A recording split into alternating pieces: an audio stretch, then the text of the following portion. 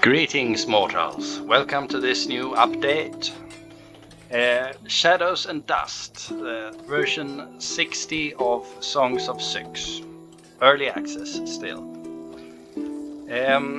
I've forgotten mostly what I've done for these almost 3 months, a very long update, but I have been very busy. Mostly I've been fixing bugs and implementing suggestions and quality of lives. Now I feel the game runs very smooth. But there are some things that I have not forgotten about this update, and that's the major features, such as religion and entertainment. Religion is every subject that enters your city has a religion. Different species have inclinations towards different religions. So Cretonians, for instance, they worship mostly Creator once they arrive. But every subject can be converted to another religion. They just have inclinations, like I said. What do you do with religion then? Well, you build a temple for them. This is quite late game, a late game thing. Temples. Because they cost a lot of resources and quite hard to upkeep.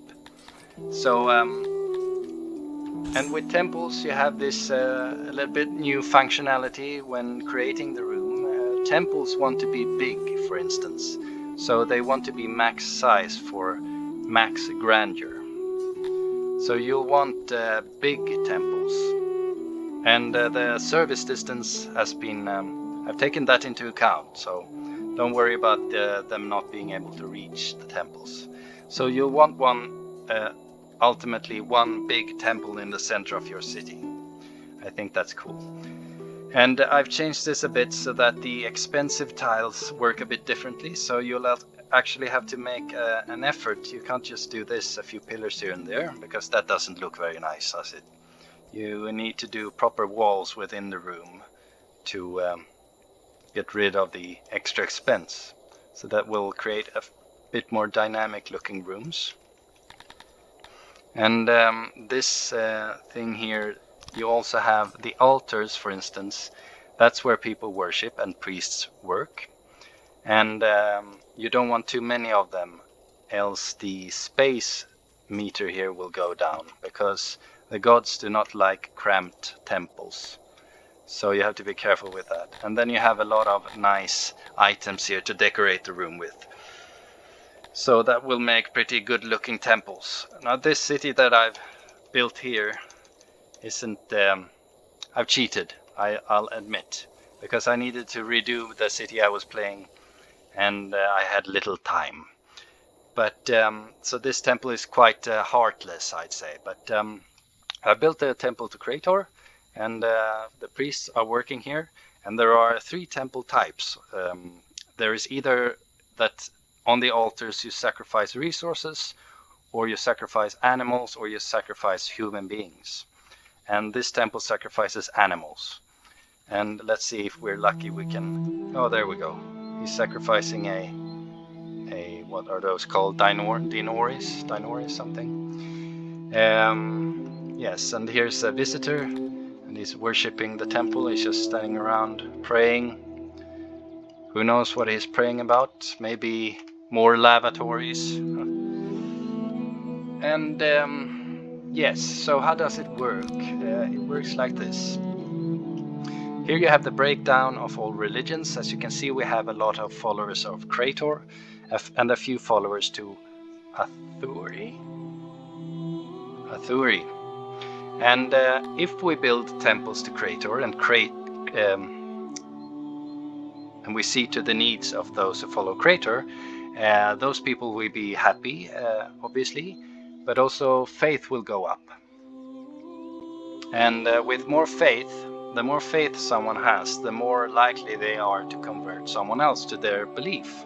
So you can actually convert these people here who worship Athuri, and I think that if we fast forward a bit, we'll see that Athuri goes down here, because we have no temples to Athuris. So his followers will dwindle, and all shall go to Creator.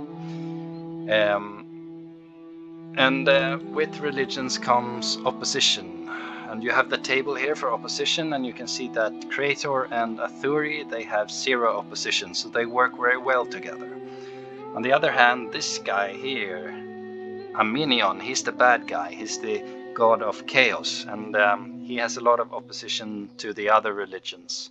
So you'll not want to mix the good guys with the bad guys, kind of. So that's a challenge. And yes. Just before we move on to entertainment, I just want to mention something I've done. There's a new way of trading, which is very welcome. It was very welcome in my playthrough, and it's this button here. Let's see, we can do this. Wood, for instance. You can do one-off sales and purchases.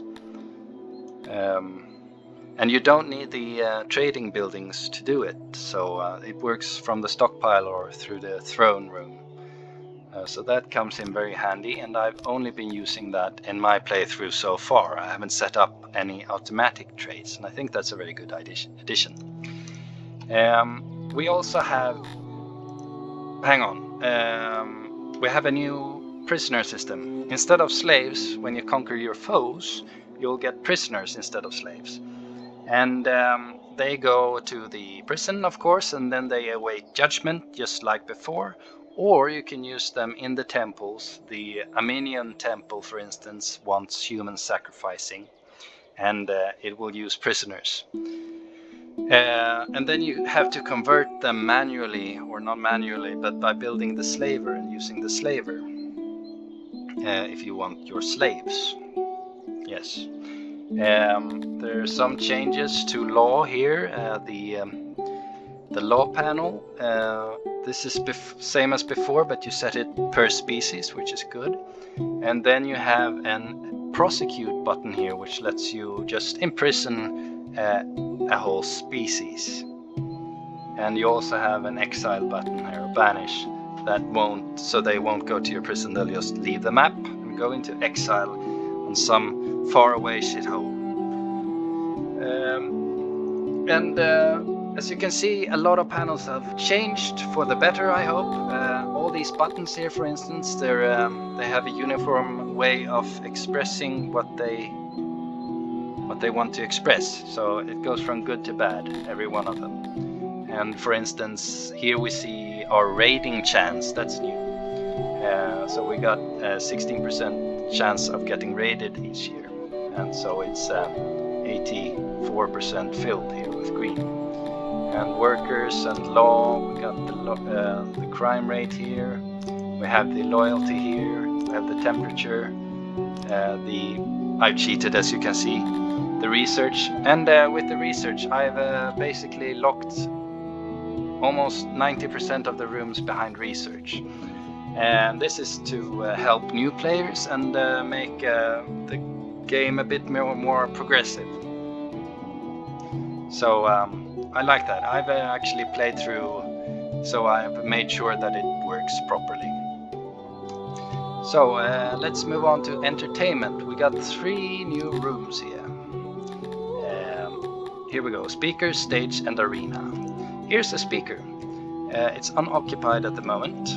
And the reason it's so cluttered is because the ones that are, let me show you, here's a speaker, bonus.